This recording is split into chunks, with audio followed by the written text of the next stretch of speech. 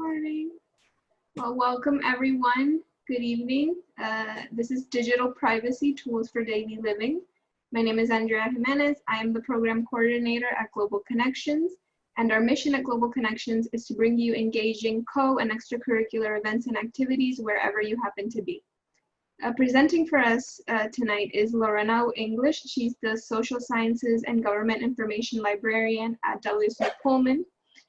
So the presentation will be about 45 minutes long. We will have about 15 minutes for Q&A at the end. But if you have questions throughout the presentation, feel free to leave those in the chat and we'll go through them. And yeah, if you have any technical difficulties, you can also let me know. I will now pass it over to Lorena.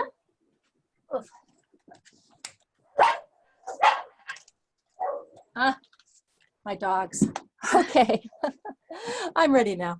So yes, I'm Lorena English, and I'm a librarian at WSU Libraries, and I got interested in digital privacy some years ago when it actually all started when too many of my colleagues would not log out of their email. And I kept on, seeing their email when I went to classroom computers and that sort of stuff. And that actually just kind of got me started in thinking a lot about digital privacy and some of the broader issues, and I just got more and more interested. But before I start, I want to tell you a couple of things. First of all, I'm at home and my husband isn't here. He was supposed to be here, so my dogs are going wild in the background. Hopefully I won't have to turn on the sonic collar, but I might.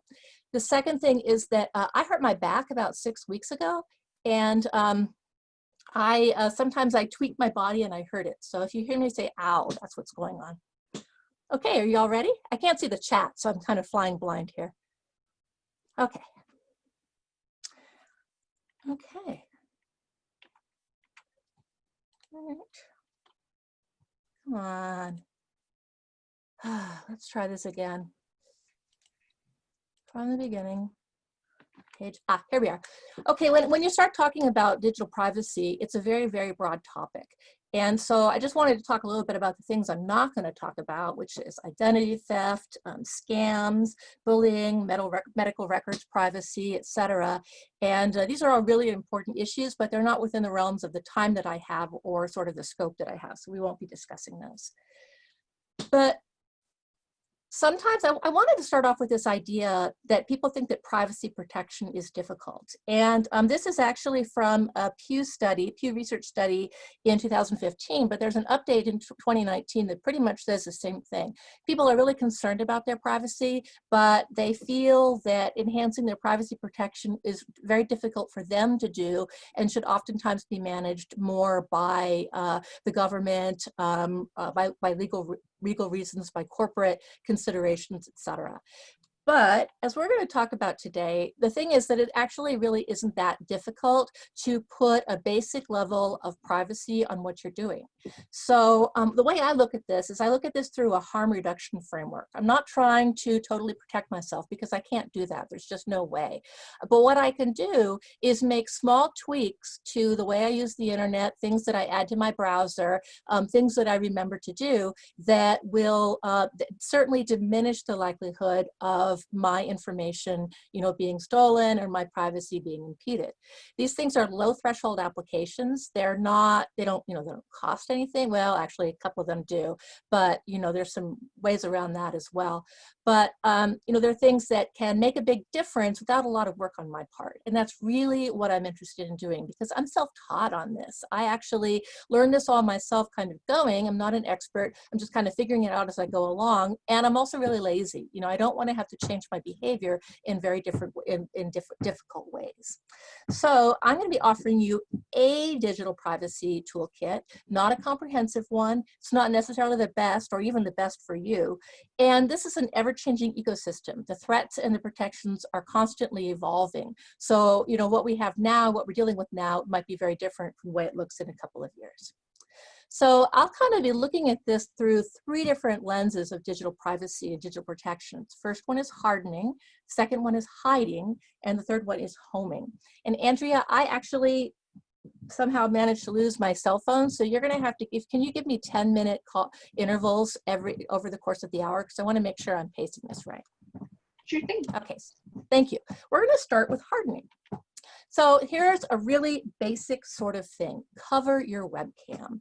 And this is a picture of Mark Zuckerberg. It was taken a couple years ago in 2015. And you can see I have a little green arrow there, but right in the corner, he has a little piece of tape over his web camera. And you should too. And it doesn't have to be tape. These days you can find, I hope you all can see this, a lot of places offer these tiny little things that are very, very thin that you can put in your laptop and on your desktop. I have one on my, my webcam right here to actually be able to close it and open it when you want to. And you know, have something, a piece of tape is always fine, but cover your webcam because there have been a number of instances where people have been able to break into webcams and get information that they shouldn't get. So that's something really small that is sort of a way to kind of harden the physical, harden your sort of the physical likelihood of being, of having your privacy impeded. Second thing to do is update everything. And I mean everything. And this is something a lot of us are like, oh, I don't want to update my software. It'll take forever. But it's really important. We need to update our software, our apps, certainly our browser extensions, any antivirus that we might have, our firewalls, and our privacy settings. And this is something that can't be something that you do like once a week. You know, when it comes to your own sort of stuff, you have to do these updates as often as they come up, because the longer you go without doing updates, the worse it can really cause problems. So I actually went to a digital privacy webinar myself about a month ago, and it was really interesting to me that the person who was talking was a person who was a lot more expertise than I had, and yet the things that she was talking about really mirror the things that I'm going to talk about today. So, you know, just improve your security, and I hope you all will forgive me the sort of dad jokes over there on the corner about you know, positively remarkable and warm and fuzzy feelings. This was actually something that Microsoft, Intel, and somebody else, I can't remember, big campaign they had a couple of years ago to remind people to update. They thought that people would be more likely to update all their stuff if they saw cute kittens. The next thing we're going to talk about is passwords. And you know, normally I teach this in a two-hour-long workshop, and we spend a lot more times about passwords, but passwords are really important. And I want to start off by doing a pre-test. And I'm going to go to a website called Have I Been Pawned? And I'm just going to pop over into this website, and I'm going to go over here to where it says home, and I'm going to put in my WSU email address and click on pawned. Or pwned, I guess it's supposed to owned, pwned. And you can see that I have been pwned, that these are breaches. These are collections of email addresses and general information held by websites and organizations and corporations, etc., who had a security breach where people were able to get in touch of this information. And you can see we have a USA Business, data and leads, data enrichment exposure. Most of these, I was like, what the heck is my information doing in there? And it turns out that these are data brokers. These are people who collect data and then sell it to other people who they themselves got breached. And so that data is now available over on the internet. And of course, anytime you're notified that your email address has been breached, you need to go change all your passwords. So, you know, that makes things a lot more complicated. But this is quite a lot of passwords being pawned. So I really need to think about my passwords, because it turns out that passwords is actually something very complex. And one of the things is that we're online hoarders. We have an enormous number of accounts. This is from a infographic a couple of years old, and I suspect that the number is actually even harder now. But the other thing is that because we have more online accounts, we forget our passwords more, so we're always having to go through password recovery, and we oftentimes will use the same password over and over and over again, or else we create something that's so ridiculous that we're certainly not going to remember it the next time, so we have to go through password recovery process yet again, and you end up just putting in your dog's name or something else like that. And so that's something called credential stuffing. Actually, it turns out that when hackers get these data sets of information, they'll actually run variants of your passwords across all sorts of sites, because if your Facebook site is Lorena FB exclamation point, it's very likely that your Twitter site is Lorena T exclamation point. So you got to think about these things. You think you're being careful, you can remember this, but it's being different, and yet hackers have an enormous ability to actually break through a lot of these. So let's go back to that Have I Been Pawned site. And it is a legitimate site, and that's something really important to look at. If we go over here to the About, you'll see a little bit about who this is, and you can see it's done by someone who works at Microsoft. So he's definitely got some credentials. Just want to notice a couple of the other things here. Who's been pwned? These are corporations, and you can see it's all alphabetical, but there are breaches happening almost every day. The sad thing is sometimes we don't find out about those breaches until they've been around for a couple of years and you never had a chance to change your password. You can see also that you can actually put in your email address and be notified if your email site shows up on this. And I recommend that everyone do that. And I'll show you in a little bit, I'll show you a link that I have. I think I had it on the main slide that has most of the links that I have here. So you can go back and do this yourself if you didn't catch it where I'm doing this. Okay, so let's talk a little bit about password hygiene. And I'm not going to talk about it too much, but basically, you want to delete accounts that you're not using, and there are probably a lot of them. You want to make your passwords complex as possible. You want to kind of think about things like, all the things that we've been told. Use a passphrase instead of, you throw in some symbols, numbers, capital letters, etc. Don't reuse old passwords. And this link takes us to a site about breaches that actually shows how often people actually do reuse their old passwords. And that's just an invitation to problems. Change them frequently or maybe not. There's actually a discussion happening about whether absolute requirements to change your password every 3 months are actually more of a problem than of a benefit. So a lot of times what happens is you just have the same old password, you just add in one more character at the end of it. That's what I do sometimes, and I ask in classes every so often when I'm logging in for a WSU network ID, and a surprising number of students tell me they do the same thing. Log out when you're done. Make sure don't leave wherever you are, whether you're on a public computer or a private computer. Log out. It's a good thing to do. And really think about whether or not you want to use the in-browser password savings. A lot of times it's really convenient to do that, but it's not always the safest thing for you to do. So there are options. So we're all a little bit more familiar with multi-factor authentication now because it's being used at WSU. And it's multi-factor because the idea is that you go beyond a password. It used to be a single factor, you had a password, you logged it in, you were good to go. So multi-factor looks at 3 different things. Something you know, and that's usually like your password. Something you have, that could be your cell phone, or in some cases a little you can see here, a security key. This is a Yubico security key. It's a little thumb drive that actually holds all your passwords on it. Or something you are. We don't do a lot with something you are. Well, I guess you might if you are an Apple user, because something you are is basically your thumbprint or your retina or something about you yourself. But most of the time we really focus on something you know and something that you have. And there are a number of different modes. And I just want to comment, and you can see, I just want to comment on one. In general, if you can stay away from texting, that's a really good thing to do, because texting, out of all of these, texting is the things that can be breached the easiest. So, you can have a voice call, they won't leave a message. I actually have mine have things set up to go to my work phone number because I can always get to that, as well as my home phone number. An authenticator app is something is really great. We use Okta at WSU, and I believe they have one as well. But I'm using the Google Authenticator, and you can see there are other ones as well. And basically, it's on your cell phone, and when you need to authenticate with your multi-factor authentication, you just open up the app, and you'll see a 6-number combination that you can then type in. And it's not something that went through the airwaves at all, so it's not something that can be captured. It's a really good, safe way of doing this, but of course, you have to have your cell phone. And in fact, a lot of these, actually, you have to have your cell phone or you have to have that physical security, etc. So I just want to tell you, I actually had a case last year where I lost my cell phone.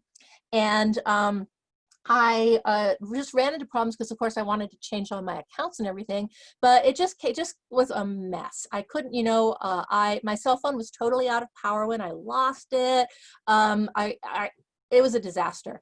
So luckily, what I had done was I had hard copy. I had a list of emergency passwords that I could use. And most of the time when you have multi-factor authentication, not with WSU, but with other sites, they will let you print out a list of codes. And that's your last ditch thing. You know, you can put in one of those codes, use it once and then throw away because it's gone.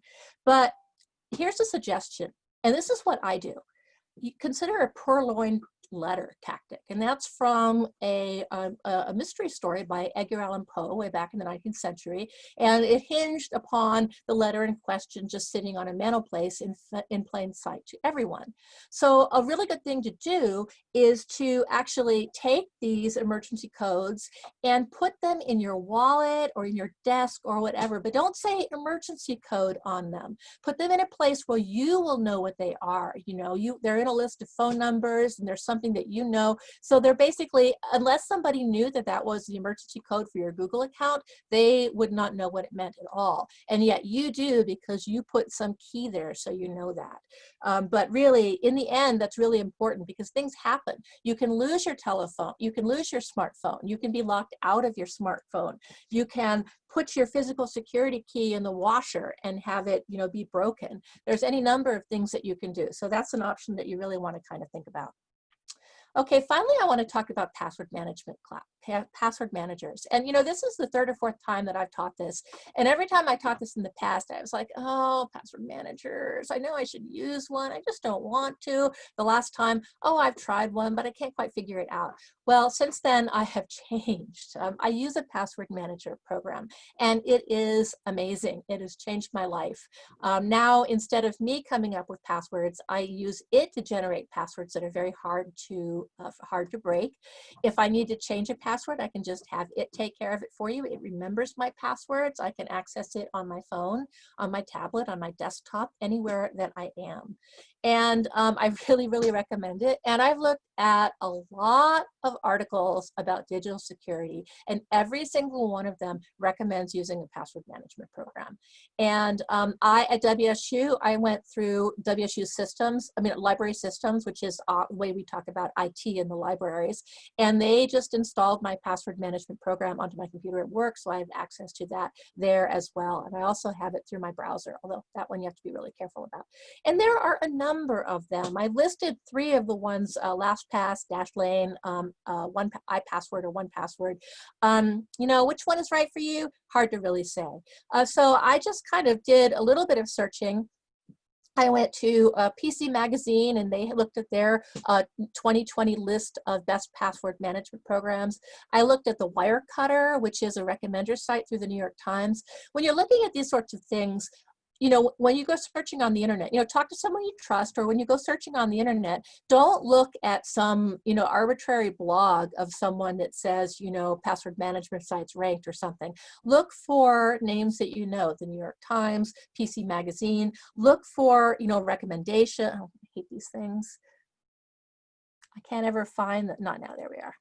Yeah, look for something that gives you a sense that this is valid, because, you know, password management programs and other things are really big business. There's a lot of people out there who want to put up a site that will actually be sort of an AstroTurf site, telling you how great their service is, because they want to sell it to you, because, you know, they're the ones who are providing it. So you do have to watch out for yourself. But PC Magazine, the Wirecutter, these are some pretty good, reliable sites making, and you can see here, I just did a Google search for password recommenders.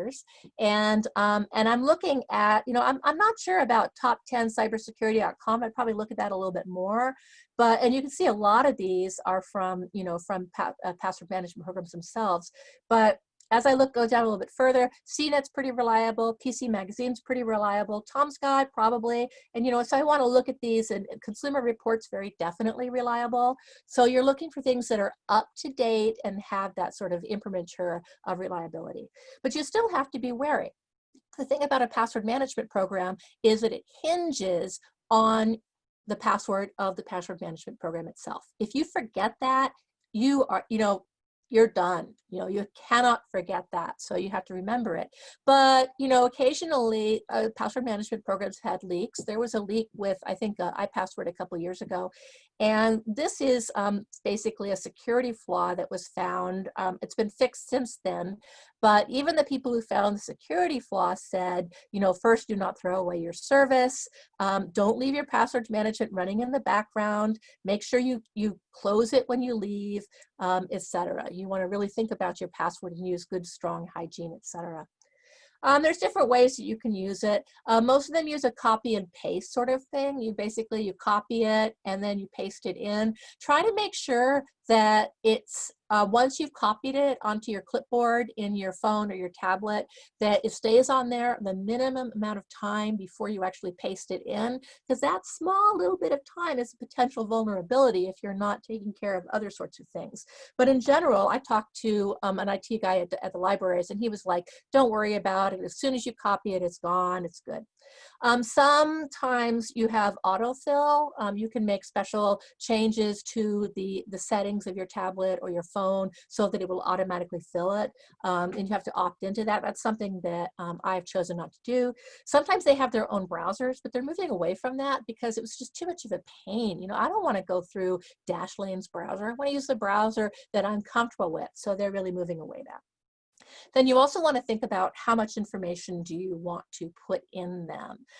You know, do you want to put your payment information? I put my credit card in mine, but I didn't put in my PayPal password, except for I hid it someplace in there in that prolonged letter tactic, so I know where it is, but nobody else is going to know. Something to think about. Some of these have some really nice services. For example, Dashlane has something, and others do as well, so that if you die, the information for the password management program will be actually passed on to someone else. We'll talk about that a little bit later. Storing, most of them actually store in the cloud. There are some that store you know, on your hard drive, but you're very limited in that way because you won't, you know, you can only use it on that device. So you really want to think about that. Okay. So we've talked a little bit about hardening, and as you can see, hardening is really trying to kind of make your computer a little bit more secure by thinking about these sort of hygiene issues. But now we're going to move forward a level, and we're going to talk about hiding. And the first thing that we're going to do is we're going to go to a really cool site called a Panopticlick. And this is from the Electronic Frontier Foundation. We'll be hearing about them again. Let's go take a look at this. Because what this is this is a site that will actually look at your digital or browser fingerprint. And this is essentially all the trackers that follow you and that know who you are. And I've not used this on this computer. This is a brand new computer. I just bought it in January. So I'll be really interested to see what this says. So I'm going to go ahead and say test me. Because what it's going to do is it's going to see if I am unique. Am I unique? And if I'm unique, that means that trackers have information that they can use so that they know, they may not know my name is Lorena, but they can pretty much say that the person who lives at 517 Northwest whatever in Pullman, Washington. And you can see if we look at it, we're going to talk about Privacy Badger a little bit later, but I have some protection against web trapping. That's because I'm using Firefox, which is a really good security browser. If I were doing this in Chrome, it would look a lot different. So I'm getting some blocking of tracking ads because of my browser, some invisible trackers. Oops, this one's not working. I'm not getting acceptable ads. I'm not third parties, nope. And it turns out that my browser does have a unique fingerprint. And that means that I can be tracked. Everything I do in this browser can be tracked to me, you know, the person who sits behind the screen. So let's kind of go back a little bit.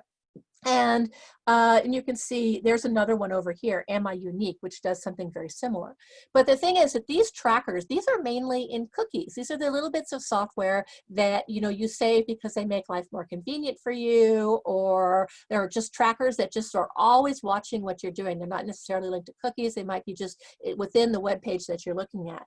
But these, all these little trackers are really getting a sense of who you are.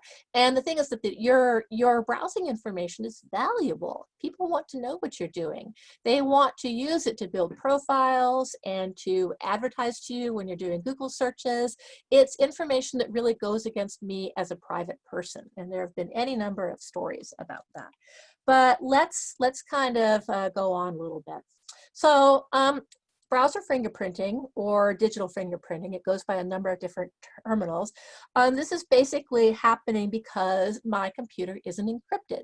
That means that there's a lot of information that's leaking out of my computer through these browser trackers that people can find. And there's a little video here we're not going to watch, but the thing is that's really important is that multiple parts of a website can be encrypted or unencrypted.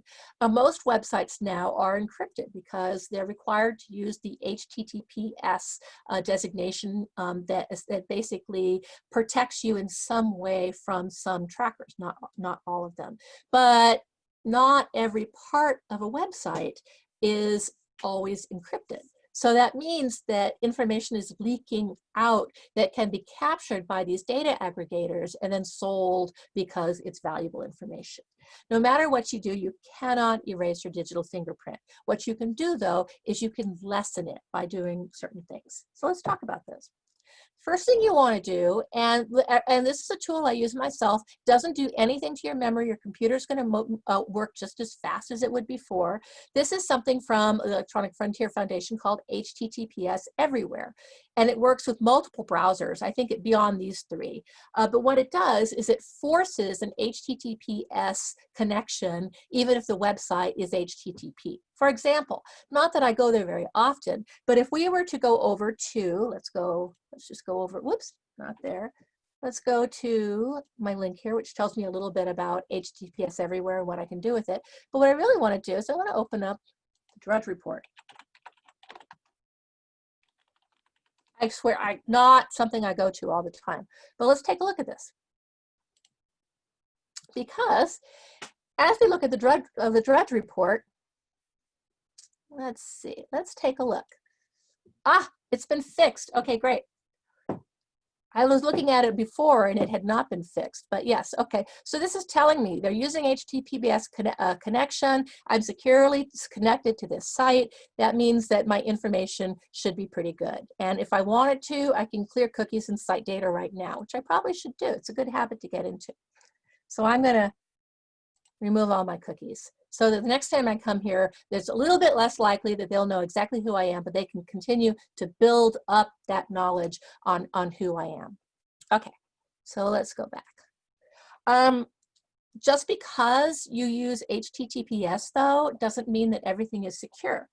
And let's go ahead and take a look at that at Neal Public Library here in Pullman, a site that I'm very fond of because, you know, I'm really big on library sites. But let's take a look at this.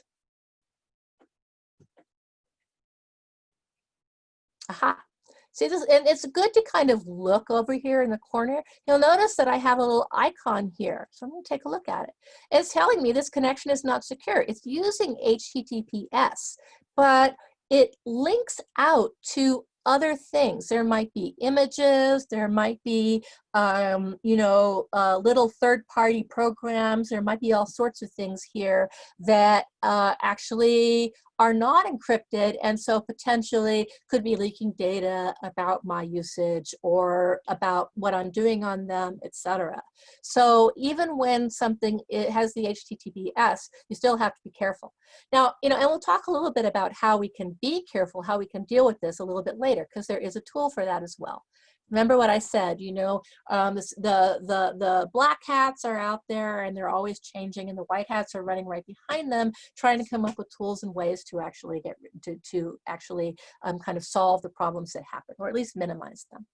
So let's think about website tracking. And when we think about our Panopticon results, I don't remember what this link goes to. Let's find out. Oh, yeah, this is actually a study that was done by Princeton. There are a lot of trackers out there, and this is a whole big study that they did about them. And, you know, you can see that it's a really big issue. We're not going to read it in detail. So In response to the issue of tracking cookies and tracking snippets and bits of code, a do not track movement was started. And that was something where browsers would actually place within them a way for people to actually go through and change their settings. And you can see this gives you some information about how to do that. So that you would not be tracked in these particular browsers. In Chrome and Firefox, you can see here, this is March of last year, and it'll tell you what you can see. I'm being tracked. I bought some hand sanitizer, and I've looked at this link on Facebook because I turned off my little Facebook tool right up there that I'll mention a little bit later. And this actually goes through on how you can enable do not track.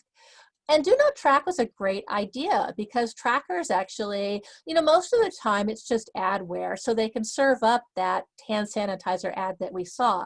But occasionally it's not just innocent adware. It's spyware, it's malware, Trojans, viruses, worms, things that are installing little bits of code on your computer to actually, steal information, take over parts of your computer, etc.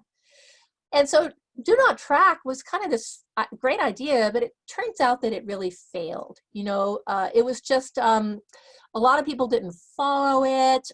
It just didn't work. And you can see we have this nice little article about how it did not work from the Electronic Frontier Foundation. I told you you'd hear that term again. And it goes into it in more detail, but essentially it's a matter of money. Really when it comes to it, the thing about tracking is that tracking serves ads. That's the adware part of it. And when it's serving ads, that means that I might look at it and decide to buy hand sanitizer or whatever. So it really didn't work. I mean, it's still there. You can still change do not track options if you go into your browsers. It's a good thing to do. But unless you're using a specific privacy type browser, which we'll talk about a little bit later, that'll help a little bit, but it's not going to do an awful lot. There was even a movement for acceptable advertising. And this was, okay, we're going to talk a little bit about tools that actually get rid of trackers. And there was this idea of acceptable ads that, we can't get rid of all trackers because if we get rid of all trackers, people won't be able to make any money. And that's what keeps the internet running. So let's go ahead and choose these acceptable ads that ad blockers will not block so that, we can, I've got way too many things here. Let's go ahead and get rid of them all. I actually didn't get rid of them. They're all sitting someplace where I can get to them when I need them, because I probably will. So let's go to look at a tool that the Electronic Frontier Foundation built when they realized that do not track wasn't going to work. And that's a really cool tool called Privacy Badger. And this is a browser add-on that stops advertisers. It automatically blocks, etc. It's a great tool. We're going to go ahead and take a look at it. So I actually have already installed it, but you can see here it is, and this tells you how it works. It's one of those things where you can use it in two different ways. You can use it in a way where you're just like, okay, I'm just going to use it and I trust it and it's going to work. Or you can learn about all the detail sorts of things about what it does and how you can change it. So like I said, I'm kind of lazy. So I just kind of go, oh, it's working. And if it breaks the site, I can fiddle around with it. But so I've already installed it. So I'm going to go over and I'm going to move my little chat window here, go over and take a look at my add-ons. You can see all my add-ons. I've lost all my privacy here. And you can see I'm going to turn on HTTPS everywhere there, and I'm going to turn on Privacy Badger because I disabled them. So now let's go back over to Yale Public Library. Let's see, in fact, you can see there is my little tracker here, and you can see there are no trackers on the Electronic Frontier Foundation's page. That's amazing. Let's go look at the Dredge report. Okay, politics aside. Whoops, I don't think that's the one I wanted. Oh well. Let's go ahead, and you can see that there are 9 trackers on there. And I can look at them. Now what it's going to do over time is it's going to learn by what I do. And I can kind of let it change its settings, but I can kind of change it over here if I want. But I'm like, okay, look at this. It puts this in the red column. That means it is blocking trackers from Bing. It is blocking trackers from doubleclick.net. It's blocking these. This one, it's like, it's okay, but it's blocking these. all those trackers that were there now are being blocked. And over time, Privacy Badger learns how I do things and it does a better job. Sometimes it'll break a site and then I have to go, no, no, it's okay. I have to move it from the red to the yellow or from the yellow to the green. But most of the time it doesn't. And it basically really does a good job of dealing with all of the evil trackers that are there. However, you have to watch out. When it says, oops, let's go back over there. It has limited functionality in private incognito browsing windows unless you opt in your settings. And that's when you download it, it says, do you want this to have functionality in private windows? And I say yes, because I do. And then it'll work in those as well. We'll talk a little bit about incognito windows a little bit later too. Okay, so let's talk a little bit about, oh goodness, I only have 20 minutes. These are some other tools you can use, and I have the links for this on the webpage that we're going to look at. uBlock Origin is the one that I use, actually, but there are others. AdBlock Plus is used, Ghostery is used. There's a lot of things about it. One of the things is that, you know, I don't always use uBlock Origin, actually, which is, you know, even more strenuous than my little Privacy Badger, because I'm actually okay about having a few trackers. You know, you're always kind of balancing things. You know, I want the web to remain free. I'm pretty careful about what I do. So I'm like, you know, in my case, I'm actually not going to use this. But if I were someone in a different situation, I would be like uBlock Origin all the way, and I would use it all the time. So you really want to think about, you know, the kind of surfing that you do, you know, the kind of things that you do, how much you value it, etc. Okay, so the last thing we're going to do is talk about homing. So we're going to do another test. This is what is my IP address test, except we're not really going to do it because I don't want you to see my IP address.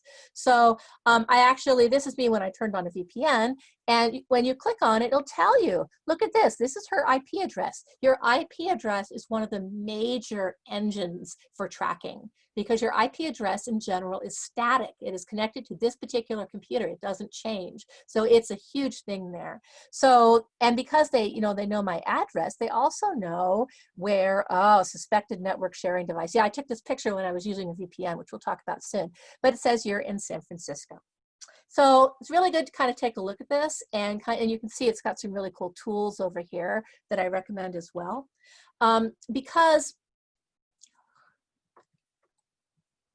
this is where we get into sort of network security in a different sort of way. This is where we get into the fact that if you're on an open Wi-Fi network, then someone, and you're not really thinking about things, that someone can sniff your Wi-Fi and they can take out things that are not protected by HTTPS, that might actually not be that way, and they're just being transmitted, you know, in the clear over in your coffee shop or in your hotel. This is this is from the Federal Trade Commission, and they talk about Wi-Fi sniffers and what a deal it is. And you can see they recommend using, you know, your own mobile hotspot or a VPN, which we'll talk about now. Let's go back and find this. Okay, so what is a VPN? We're just going to go look at it in Wikipedia, but essentially a VPN is a network that essentially creates a tunnel from where you are to where you're going. And what that tunnel does is that everything is encrypted going through. So no one can capture your passwords, no one can tell where you are, no one can tell what you are doing. And so there's 3 reasons why you want to use something like this. The first reason is because of eavesdropping and interception. You know, somebody listening to you, stealing your passwords, etc. The second thing is because of geographic tracking. Because again, you know, my geography tells me that they can serve me up ads related to Pullman. That's where kind of beacons come into play, where they see me walk by and they're like, oh, let's start throwing information at you. But also there's issues of surveillance by corporations, surveillance by the government, surveillance by your own ISP. And with the changes in net neutrality in the last couple of years, all your activity, your ISP, your internet service provider can capture that, can sell it. You know, it's information that's available now. It's very powerful information. So, you know, I'm not so worried now about people stealing my Wi-Fi password, but I am worried very much about my stuff being surveilled. So that's why I use a VPN. So choosing the right VPN is really important, because some VPNs actually are not so good. It turns out that there's a lot of free VPNs out there, And if you capture if you use a free VPN, you'll think, oh yeah, I'm being so safe, but you're not being safe, because as we can see in this article, it's a little bit old, but nothing much has changed with this. When I went to update things, it was like, it actually turns out that over 38% of the free VPNs contain some malware presence. And, you know, adware, riskware, spyware, etc. You can kind of get a sense of these. And, you know, that's just a really big deal, because if you're trusting something with your traffic, it's just like your password management program. You know, you're trusting your password management program to keep track of all of your passwords. And here I'm trusting my virtual private network to keep track of what I'm doing. And, you know, if it doesn't work, then I'm really in trouble. So the Electronic Frontier Foundation has a nice guide on choosing the right VPN that's for you. But again, just like with the password management program, I might, you know, talk to someone who I trust, or I might go and I might look for VPN reviews, and I'm going to be looking for reviews from sites that actually are, you know, sites that I've heard of before, sites that I know are reliable. I might look at Gizmodo, which is a really good tech blog. I might certainly look at PC Magazine. I might look at the Wirecutter, which is that you can see these are the ones they do. Here's mine, Tunnel Bear. Has its issues, but you know, so do they all. Here's the Wirecutter talking about their best VPN service. And you can see they're actually recommending Tunnel Bear, although it has, you know, it has its issues. They all do. But, and I pay for it. You know, you can get Tunnel Bear, you can get for free for a while, but if you want to have it on multiple devices, and if you want to actually not run out of bandwidth, then you need to actually pay. So, oops, going on. Let's talk about some VPN issues, because it's not as simple as saying, I'm going to protect myself. I'm going to use Privacy Badger. I'm going to use HTTP everywhere. I'm going to use a VPN that I've purchased. It's not that easy, because it turns out things are more complicated. First of all, you always have to remember that if you're using a work VPN, as many of us are, anything that you're doing using that work VPN, you know, your work can see, because that's reasonable. You know, they're paying for it. You're supposed to be doing things on work time. So, you know, all that information is you know, findable because it's your work VPN. So you go buy your own VPN, like I did, you know, so I could have my work VPN and my personal VPN. Well, first of all, sometimes, you know, things get a little bit, you know, mixed. Can't really do about that. But it turns out that it's really more complicated in so many different ways, because VPNs sometimes are required to actually show information. So sometimes they don't have information to show, which is why you really want to take a look at your VPNs, because if they don't keep logs, they can't be required to show logs. But this is actually a really good analysis of something called 5 eyes, 9 eyes, and 14 eyes, which actually you don't need to worry about too much, but essentially what they all mean, but essentially what it means is there's a number of countries who are involved in essentially surveillance pacts, where they share information. And these countries have the ability, have the legal ability to actually go to a VPN and say, give us this information, you know. So most VPNs, good VPNs, will not keep any information, so they cannot be required to give it if they are served up with a warrant by the US government or the Canadian government or something else like that. So these are things you have to think about, and that's where that's what comes in here under key disclosure law. And you can see, you know, a little bit about this. These are some recommended ones here. This site actually, you know, and this is something you can take, you know, these people are pretty good about recommendations. These are probably legitimate recommendations. But if we go down a little bit further, eventually they'll be talking about, you know, all about some of the issues around this key disclosure law, which is a law that says that they have to disclose information if it's available. Now, when I buy my corporate or my commercial blogs, you know, I really do have to worry. I really need to do my research, because again, if I get one of the free ones, they might be selling my data. This is something that's pretty egregious. This just makes me hot to think about. Facebook gave money to teens to install a virtual private network, a VPN, that actually spied on them. And that just makes me so angry that they do that. So VPN's really important, but you want to be really careful. You know, get a reputable one, do your research, and again, have a good password for it, because really what it all comes down to in the end, all of these tools really come down to passwords. You know, password hygiene, being careful. Okay, finally, I want to talk about browsers. You know, these days actually, Google, you know, Google's business is ads, and they give us this wonderful Google search engine, and it's great. And it turns out that it's actually getting a lot of data from us along the way. So there's options. You know, DuckDuckGo is pretty much one of the main privacy browsers, and you can see they block trackers, they have secure connections, they search privately, all for free, and it goes through. So this is something that you might kind of want to take a look at. And the blog kind of goes through it a little bit more. You can see their blog is even spread privacy. They're very privacy conscious. I actually don't use Chrome anymore unless I have to. I use Microsoft Edge, which is built on the Chromium platform and doesn't have you know, Google's ad consideration, but I really like Firefox. And you can see that this is why when I kind of looked at my trackers, I was actually okay, because my browser is blocking stuff without me having to do anything. It is, you know, it's basically providing me a lot of protection, and there's a lot of other things that they do as well. There are others, you know, I can kind of take a look at some others. There's Brave, the Brave browser, etc. But these, you know, once you start moving into some of these other ones, you know, you're moving into something that's a little bit more, remember, I'm lazy. I'm trying to find things that are kind of, you know, low overhead. They give me a decent amount of security without me having to change my behavior too much. So these is good reminders about privacy risks, and they're kind of going through a number of other browsers. So you want to think about which one you choose very carefully.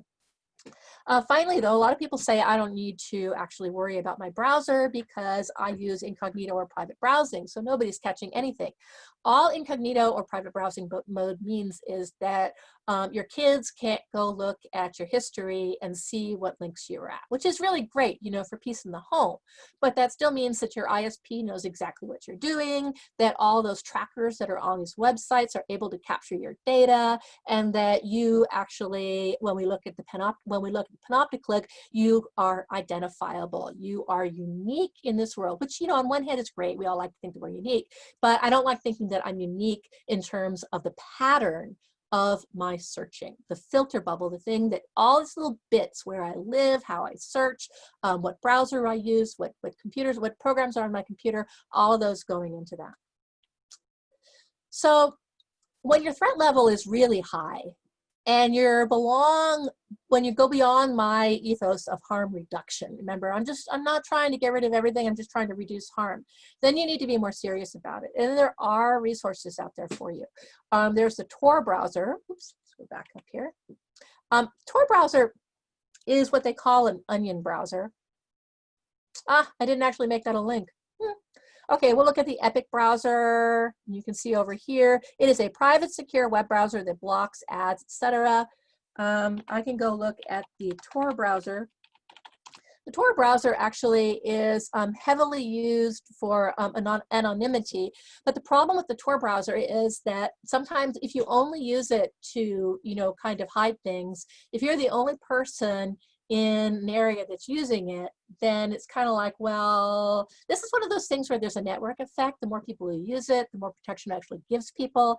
But, you know, this is kind of serious, heavy duty, and not something that I'm worried about at this point, but it might be something you want to think about.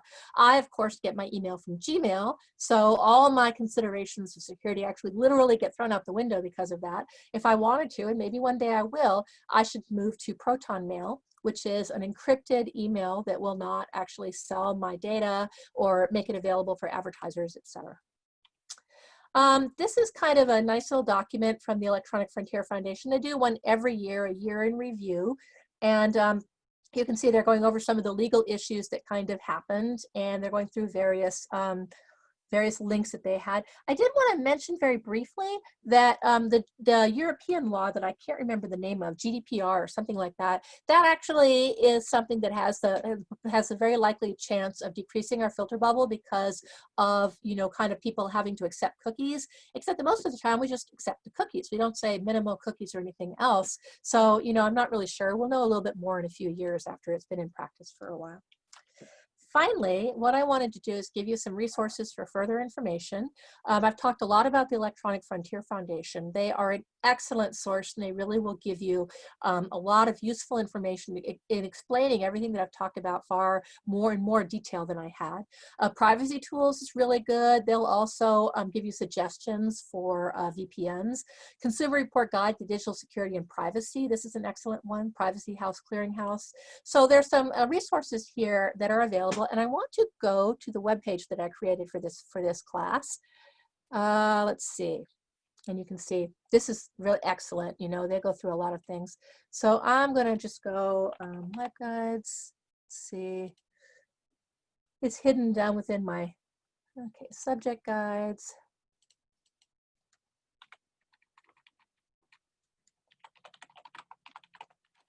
Hope I remember what I called it. Yay, I did. So this actually is, I'm going to put the link in the chat box once I actually go back and look at the chat box. I'm going to copy it now. But this actually, when the link comes out from Global Connections with the video, I'll put the link here. And you can see I've put in a lot of links that I did. I actually put in some better links here. This is the more recent Pew Research Center study on Americans and privacy, which is, you know, has some really good information. I actually have to put my librarian hat on for a second. Pew is just the best source.